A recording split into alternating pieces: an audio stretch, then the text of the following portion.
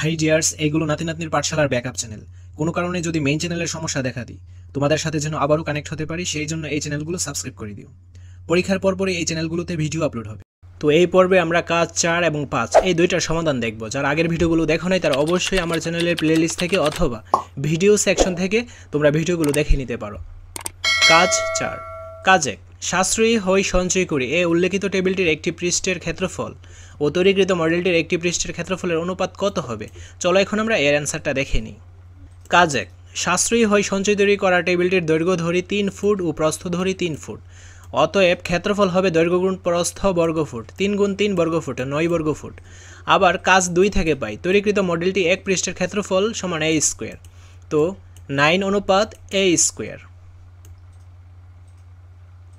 তারপর 5। কাজ 1। সাশ্রয়ী হয় সঞ্চয় করি এ উল্লেখিত টেবিলটির সমগ্র পৃষ্ঠতলের ক্ষেত্রফলের সাপেক্ষে তৈরিকৃত মডেলটির সমগ্র তলের ক্ষেত্রফলকে শতকরায় প্রকাশ করে। চলো এখন আমরা এর অ্যান্সারটাও দেখে নিই। কাজ 1।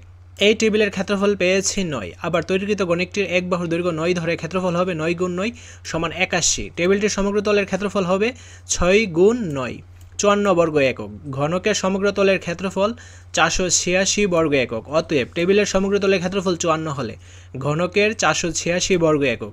টেবিলের সমগ্র তলের ক্ষেত্রফল 1 হলে ঘনকের হবে 486কে 54 দ্বারা ভাগ করলে যা হবে তাই হবে বর্গ একক। টেবিলের সমগ্র তলের ক্ষেত্রফল 100 হলে ঘনকের 486 গুণ 100 আর 54 হবে নিচে বর্গ একক।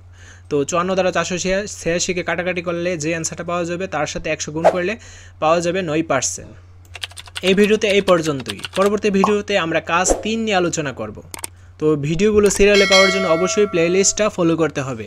তাছাড়া ইউটিউবের ভিডিও সেকশন থেকেও তোমরা প্রত্যেকটা ভিডিওই পেয়ে যাবে। পরবর্তী ভিডিওগুলো সবার আগে পাওয়ার জন্য অবশ্যই চ্যানেলটি সাবস্ক্রাইব করে অল নোটিফিকেশন অন করে রাখতে হবে। ধন্যবাদ সবাইকে।